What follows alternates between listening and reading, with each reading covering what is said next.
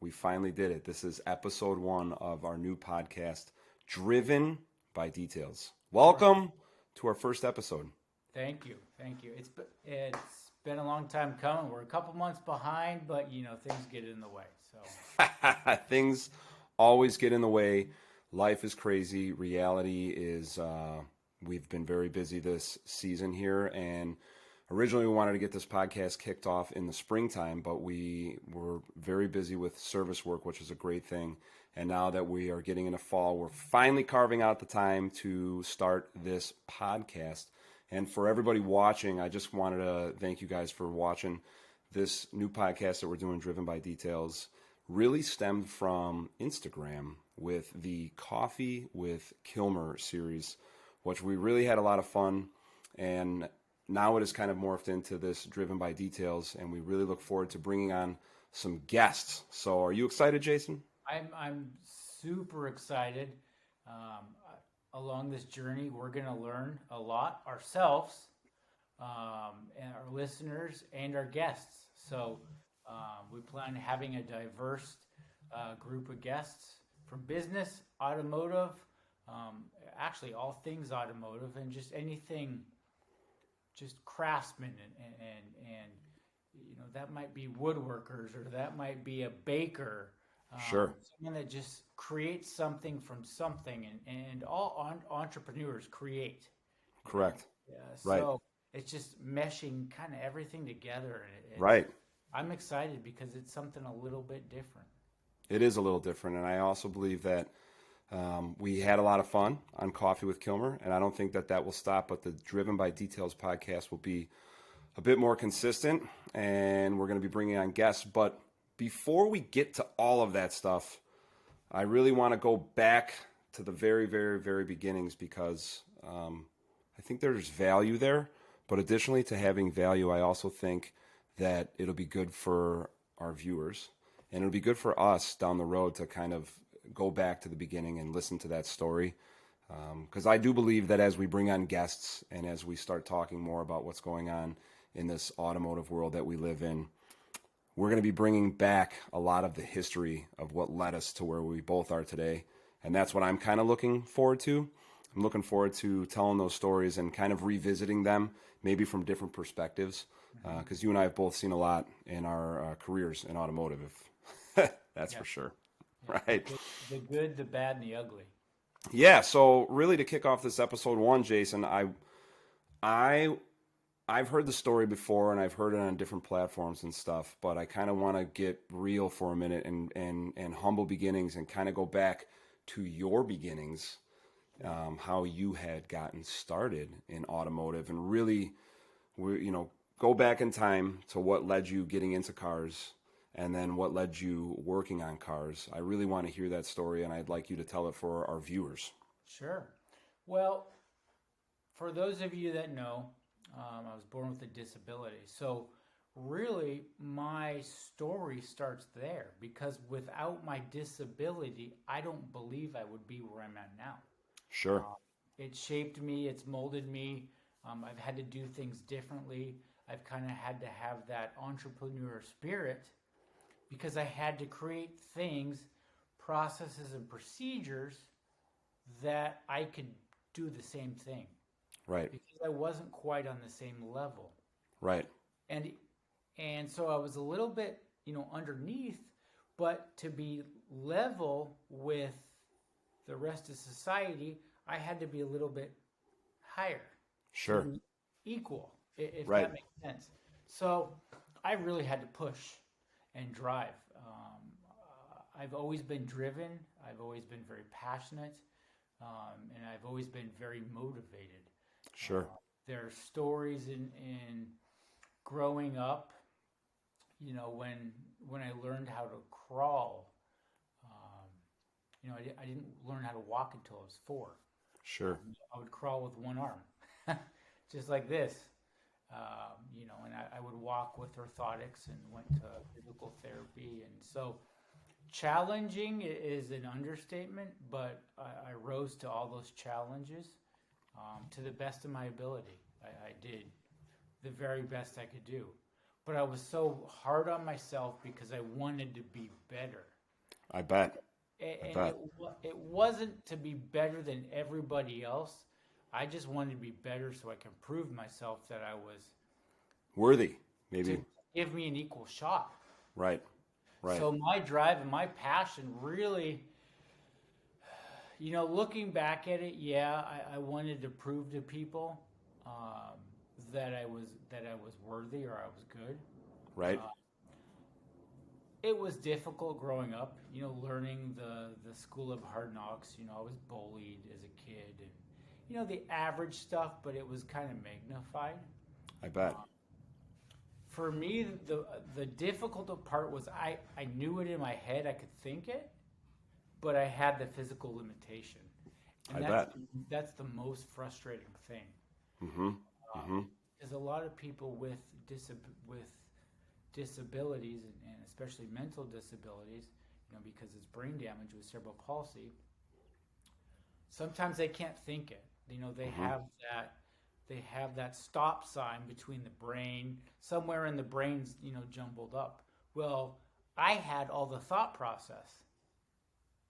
So now you add in the physical disabilities, but I could think it, I could understand it, I could do all this in my head, but I couldn't translate it to my hands or my feet.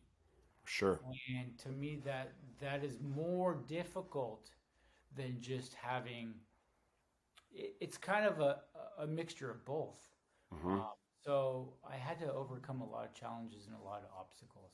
Well, I remember you saying before that when you were younger, your idol, I believe, was Michael Jordan, Michael and you Jordan. wanted to play basketball, right? And you weren't like you knew that was pretty much off the table.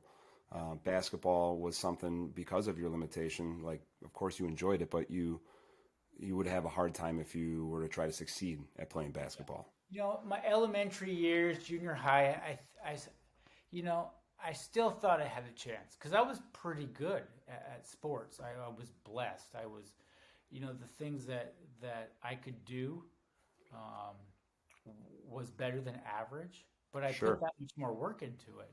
sure, But I knew from an early age, I accepted what I was and who I was.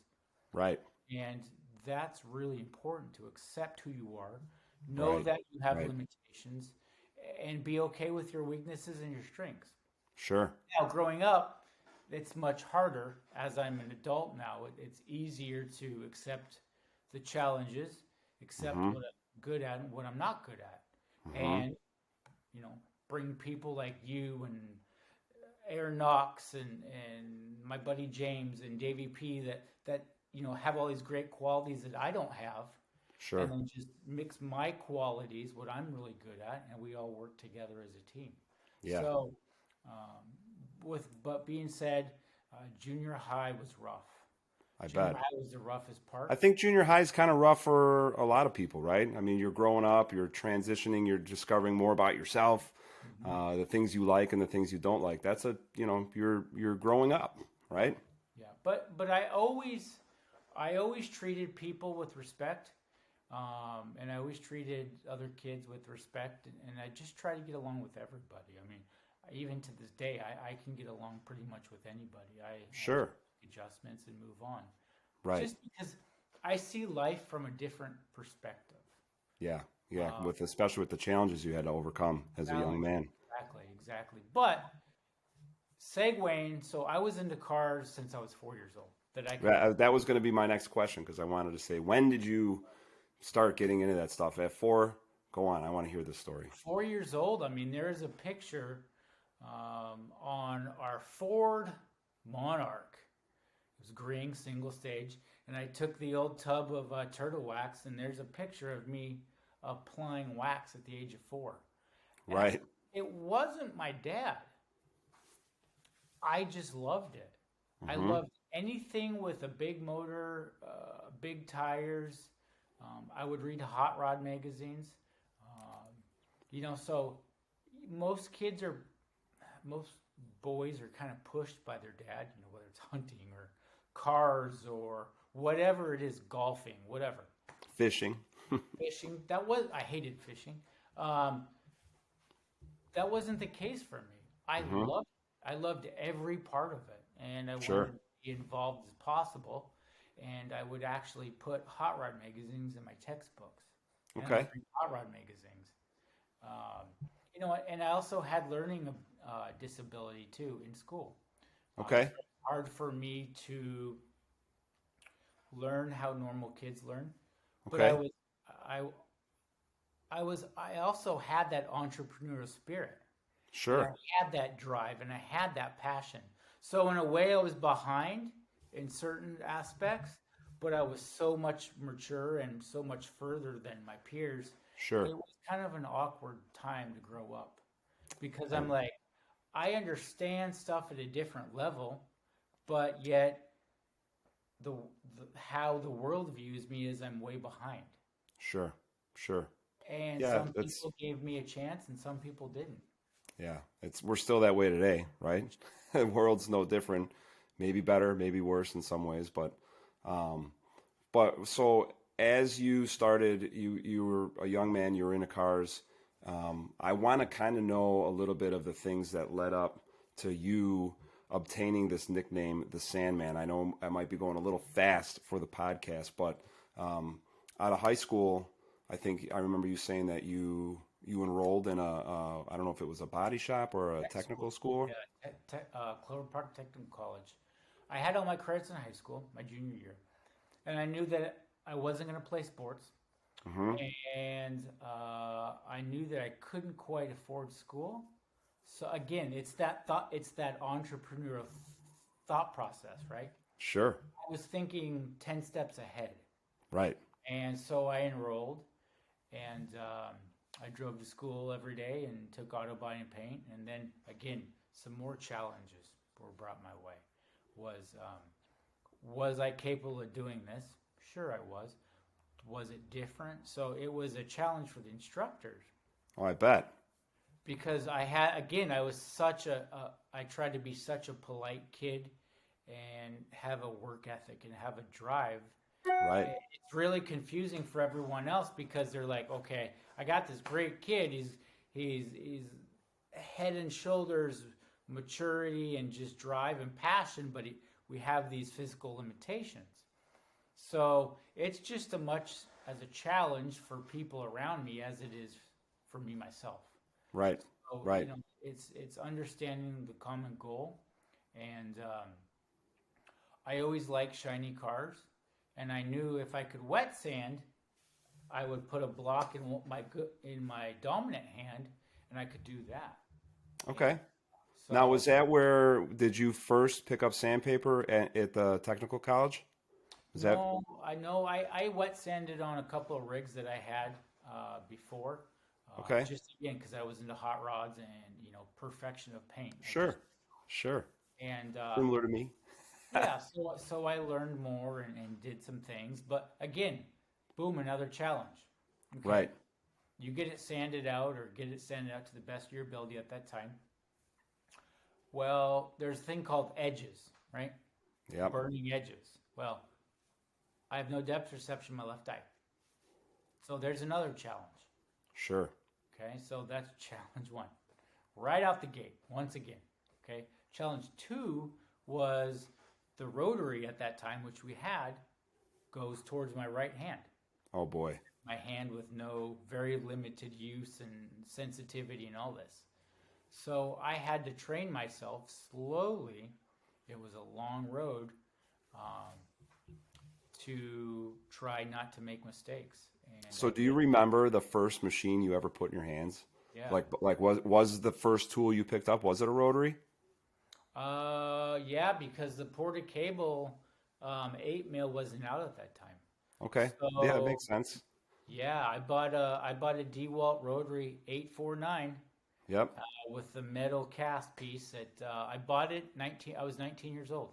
That's awesome. That's Yeah. awesome. It's a great tool. Whatever happened to it? Do you still have that thing?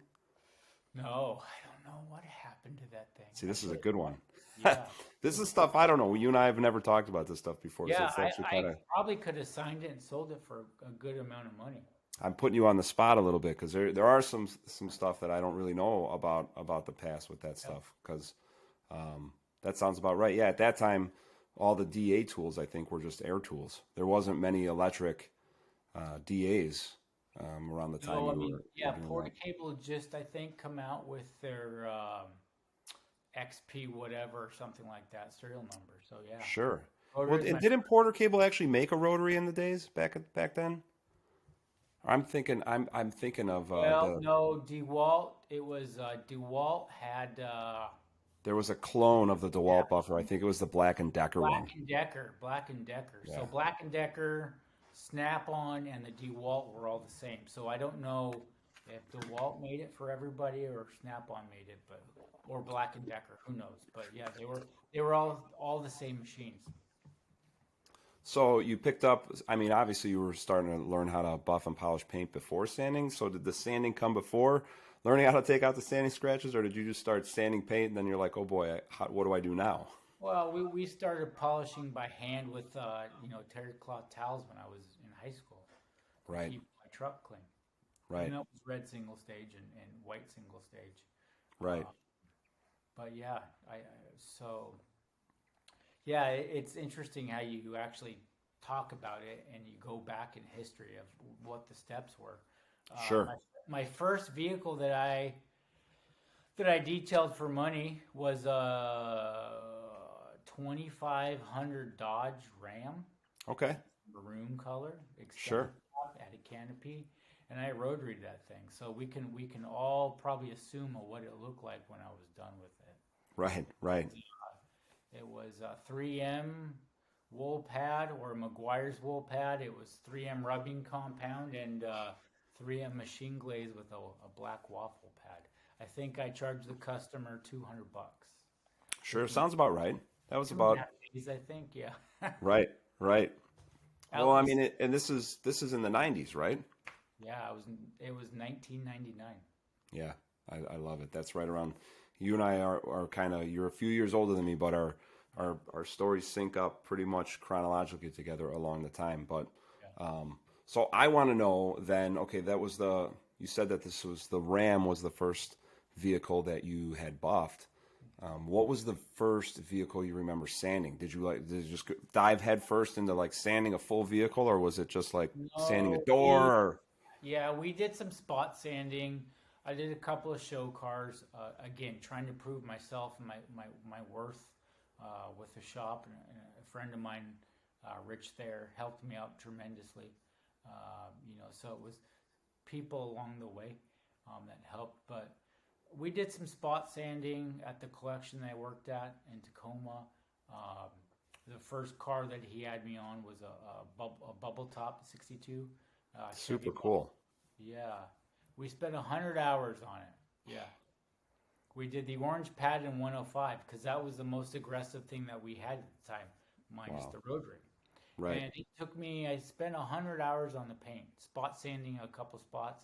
I look back at now, I could have done that job in A lot quicker. 15 Yeah. or 16 hours, So Wow. it's Well, that's right. I mean, it takes what 10,000 hours of mastery or more, depending on the craft that you're in. I mean, there's a lot of time that you spend in the beginning, I guess maybe making mistakes or learning, right? Because that's you learn by doing. So, And putting your time in on a vehicle like that's a big job. the faster you learn, the faster you make mistakes, the better you can get. Sure. Okay, now I got a question for you. Were you at that time, so you did this vehicle, how did you pick up this nickname, the Sandman? I mean, it makes sense now, but I guess if you rewind going back, Well, 20. before that, in 2000, it was Uno Flapper. That was the original nickname, and then they were like, "Well, we can't call you Uno Flapper." It was 2000. It was by Rich Thayer, nicknamed Uno Flapper. And then it was One Wing, so that stuck in the hot rod segment. So I was One Wing for many years. I mean, there's customers and people in the hot rod world would go show to shows, and they're like, "Hey, how's it going? What's your name again?" What? No, I know it's One Wing, but what's your real name? I love So it. Sandman actually came from my business partner, Aaron Knox. Okay. Yeah. All right. That makes sense. He nicknamed me the Sandman. So I don't know why I didn't know this information before. yeah, that Makes was sense. 2014, 2015, right before we started Cake to Cake. Sandman. I love the song, by the way, too. Sandman. and That's you're a good seeing. one. Yeah. No, that's super cool. I mean, I know we're gonna have a whole bunch of episodes and a lot to talk about on this podcast about sanding and about detailing and all that stuff. But I mean, what was it specifically about wet sanding that like drew you in? I know you had mentioned that it was easier for you to kind of focus on your one hand, but mentally, what drew you into wet sanding? It was the ultimate. When you get that ultimate gloss and that ultimate shine from sanding, not just paint correction or Sure. polishing scratches, but when you actually sand a panel or a piece of furniture or something, right? Mm-hmm. To the absolute flatness that that part or piece can be, and then bring up the gloss and then Sure. remove the scratches and swirls. That's the ultimate. Yeah. It doesn't get any better than that. So it was proving to myself that I could do it and do it very well. Sure. And so I could see it, but I didn't know how to quite to attack certain things. That makes sense. Yeah, That makes sense. and I got to a level where, I was the first ones to use microfiber towels from Costco. I mean, early 2000s. So and then I was the first one to use a DA in my area, and I was the first one to use a microfiber pad, and so all these things just come about just because I had to learn how to do it. I knew what I wanted to look like. I understood Right. kind of, not Right. really, kind of, and I just went for it. So yeah, I mean, it makes sense now because I mean, anybody that's picked up a buffer and polished paint, it's rewarding, but there Okay. is a different reward to having that type of added gloss and clarity at the end that is really unmatched to just something that it's been polished and protected, or whatever type of fancy products were used. I mean, sanding is pretty cool. Sanding is really cool to see that type of finish and like you said, to push, see what you can get out of it. I Yeah. mean, okay, in those days, I mean, how did you? I'm picturing now, knowing what I know about sanding, and then definitely learning a lot more from you about sanding. But I'm just trying to, like, in my head, go back in time and think about what it was like to be working on some of these bigger cars in the late '90s and the early 2000s, and edge work. I mean, how did you handle, like, if you're sanding these cars and you're sanding right to the edge? How'd you handle edge work with the rotary stuff? Were you still then use, like, I know there was a lot of bigger pads, but were you switching pads and going down to small pads because those weren't around then? No, I just burn panels. I just burn edges. That would make sense. Now that I think about it, it's all making sense. Yeah, Wow. because I couldn't see the edge. So, and no one actually said, Jason, let's figure out why you're burning edges because I'm tired of fixing your mistakes.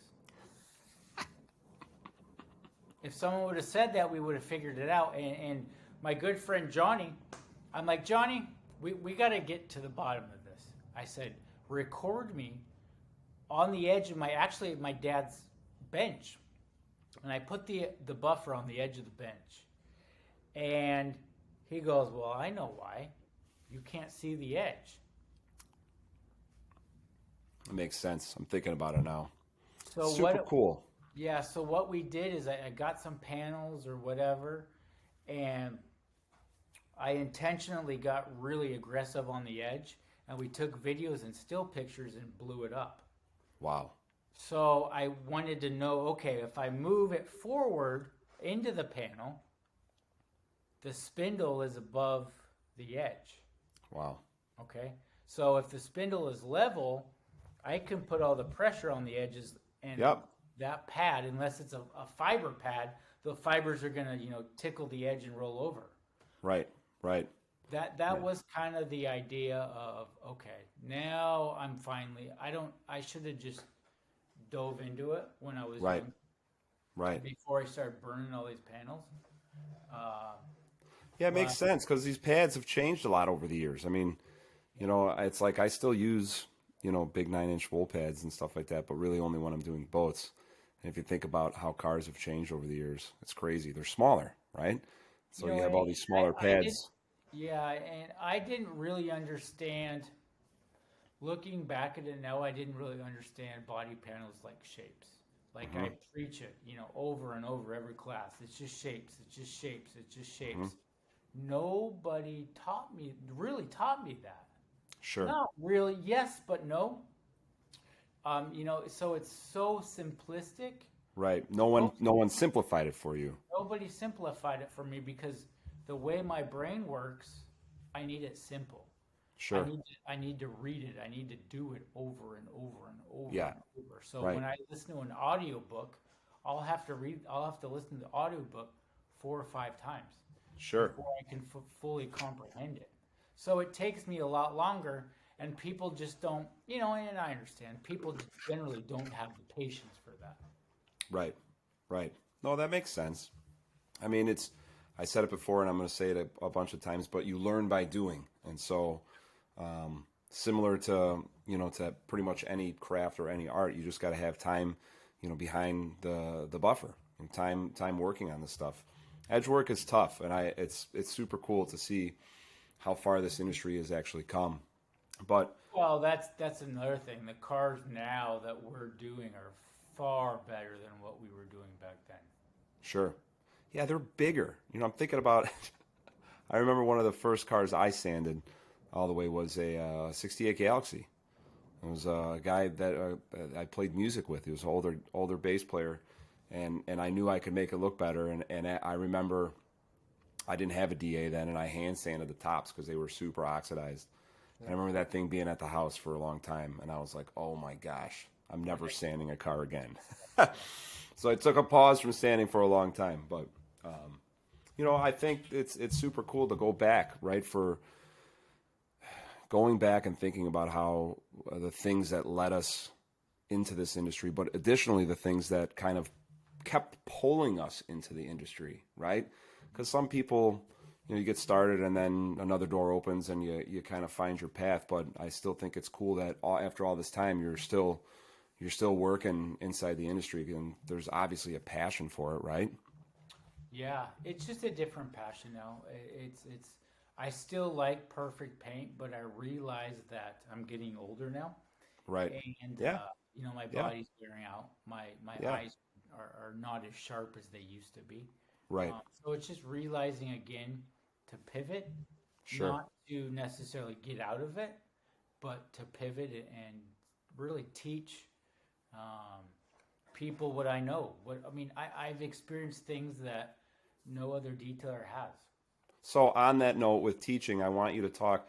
I know I've heard you talk about it before, and we've talked about it a little bit. And I don't know the whole story, but you worked with Griot's Garage I did. for quite some time, right? And We, that's kind of, if I remember correctly, the story. That's the thing that really pulled you into training. yeah, yeah. I started hanging out around at Griot's Garage, really learning their product line and working with people around that area.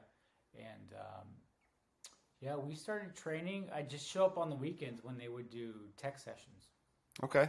and for different car clubs and individuals and such like that. Right. So would they have like you would go in and show the guys how to use the tools, or Yeah, how did yeah, that the come to be? tool. Um, I watched a couple of tech sessions, but as a student, just to Okay. observing, and I'm like, Live, like they were live tech sessions, not on yeah, a. Okay. yeah, and I was like, I could do that. That looks fun. Sure. And Sure. so we started teaching, and then I started to have more of a role at Griot's and doing cards on the side, and then working at that collection at the same time. So I was very involved in the local car scene. Everybody knew who I was at a That's very super cool. And that, I mean, having a close net tribe of people that, they all talk to each other. And I mean, there's a lot more, it's easier now because of social media. Back then it wasn't as popular, but having that tribe of car people, it really, your name can spread pretty quick, right? Yeah, and it did. I mean, it spread very fast, and I was doing every high-end car in the area, working for 90% of the builders. Um, and then I started to travel um, Sure. and do cars for other builders or help them out. So, Yeah, I mean, it just exploded very quickly. I could Um, see it. and I was able to work on some very high end, very expensive cars. Sure, sure. And So think about it now, I'm like, man, I didn't know what I was thinking, and I didn't even know what I was doing. I mean, yeah, compared to what I know now, sure. um, Time on the job. Years have yeah, passed and feathers in the caps. it's kind of. If you would have asked me now, if you would have let 26-year-old Jason do that, I would have said, no, you're not ready, kid. You got a lot to learn. But hey, I was in the right place at the right time with the right attitude. That's super cool, dude. That's super awesome. Yeah, it's I mean, it's finding your passion and sticking with it. I remember an old customer of mine always said that a lot of people are looking for the pot of gold at the end of the rainbow quickly, and if you stick with stuff, over time you'll find success. And it doesn't mean that there's not pitfalls and stuff along the way. Gosh, we've all had plenty of those, but right. So tell me, additionally, I want to know. I remember you saying something or hearing you talk about it before about a specific vehicle that won the Riddler Award, and you had a gazillion hours into it. I don't know. It was a couple hundred hours. Can you tell me about that? What was? It was 2008. It was for a company called Diver Street Rods. It was a Ferrari-powered station wagon, and Awesome. every part, every piece was, done to an absolute almost perfection. I mean, there's no such thing as perfection, but we did the very best we knew how to do at that time. Sure. And I was on and off the project. They'd bring me in for a couple months or a month or a couple weeks, and then I'd, leave and then come back as more parts were being processed and ready for me to work on. And Sure. I would finish one part and I would put it away and grab the next part or piece and keep on going. Cool. That's super awesome. Yeah, I mean, but how many hours did you have into this thing? I remember you saying something was like 300 or 400 hours that was totally into that car. Probably more than that. I mean, That's insane. realistically, and I'd even sand a lot. I just sanded the small parts, Okay. you know, and my friend took care of the majority of the sanding on the bulk of the parts. Okay. So I don't even know how many hours. I just know that I stopped polishing it when it went in the trailer. That's funny. So, 2008, San Ferrari. What was the next big project that you remember? Do you remember what was after that? We won Pebble Beach that same year. Wow. It was in 2000. This is 2008. It's crazy. 2008. It might be 2006. It might be 2000. I think it was 2008. It doesn't matter. I mean, I touched both those cars, so it's cool. But yeah, I'm just laughing in my head thinking about how fast time is going by. Yeah, to do that in the same year, I mean, that's like the best of the best on both worlds. Like, it just doesn't get any better than that. And it wasn't me. I was just at the right place at the right time with the right attitude. Sure. I mean, that's kind of... It certainly wasn't my skill set, I'll tell you that. Well, I think it's kind of like everything else in life. Timing plays a big piece, and you're right. Having the right attitude, it opens up other doors, and being around, like you were talking, that knit of car enthusiasts, people start talking to one another. Before you know it, you start doing lots of jobs, and it's time on the job, right? Putting in your time. All right, so before we get super carried away and we start losing track of time, I want to know a little bit then. Did all this stuff, started getting into doing Riddler cars and the Pebble Beach stuff, but then what are some of the things that led up to you being a partner with the KXK Dynamics crew? Okay. So I'm going to back up just slightly, because at that point I was still in the body shop and custom world. Well, the detailing world, really, they kind of heard of who I was, but not really. That's where the Phantom Polisher nickname came out. Okay. From Christopher Brown. And we were doing an article for Rod and Custom. All right. Polished image detailing. And I reached out to Kevin Brown at buffdaddy.com, and I reached out to Jason Rose if they could help or sponsor or proofread an article. We did 13 pages of Oh, that's literally, awesome. I don't think I've ever heard this story. yeah, you can look on, it's online. So we did 13 full pages, and when that was released, that second month, the Riddler card, Checkered Past, was in the same issue. Super awesome. So that was my introduction to the detailing industry. Kind Okay. of. They knew who I was, but no, not concrete. Well, So but the detailing industry at that time was this is still starting to really gain momentum, right? Because it's really taken off in the last decade. So this is kind of right when it, sanding in the detailing industry wasn't really even acceptable. right, right. I pretty much broke that mold I love it. because it was like not, it wasn't the correct thing to do. It wasn't the right thing to do, whatever. Mm-hmm.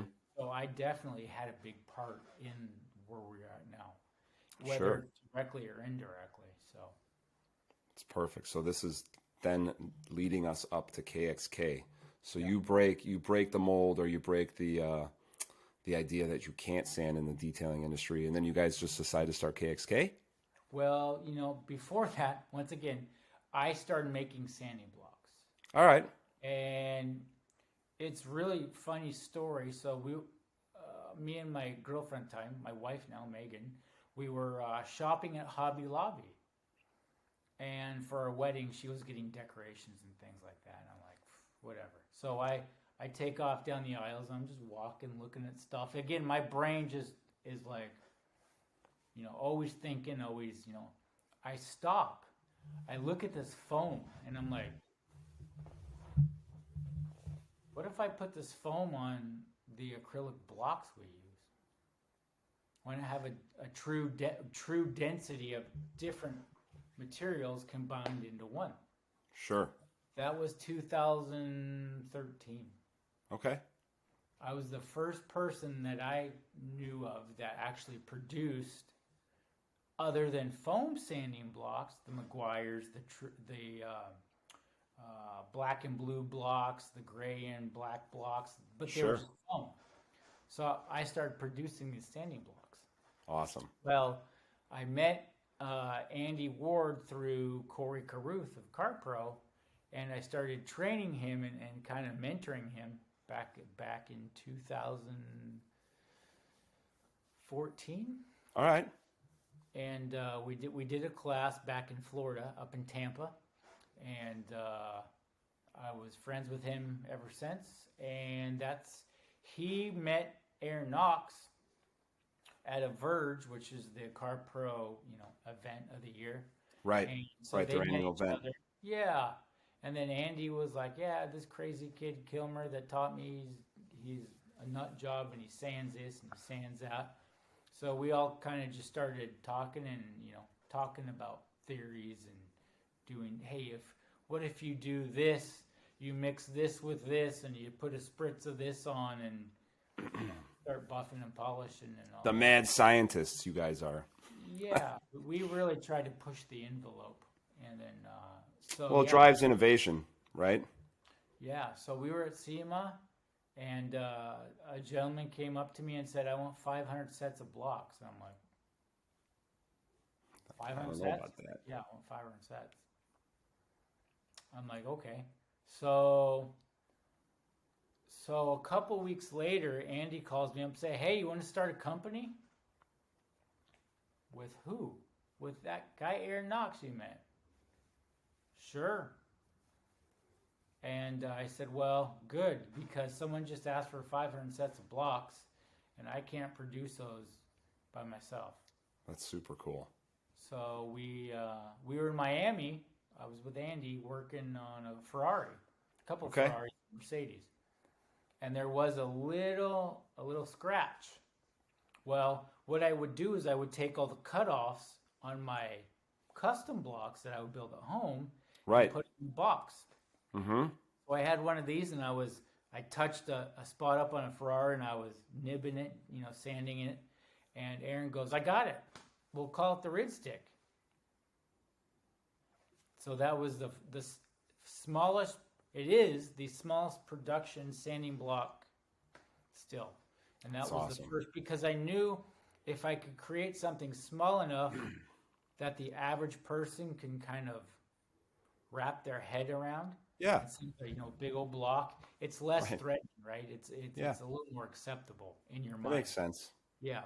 Plus, not to mention the manufacturing challenges, because once you go smaller, those are dissimilar materials, so they don't really like to bond together. So that was a challenge. Oh, I So I think bet. we spent 18 months in development of different Wow. acrylics and different glues, and I don't even know how many That's awesome. different combinations.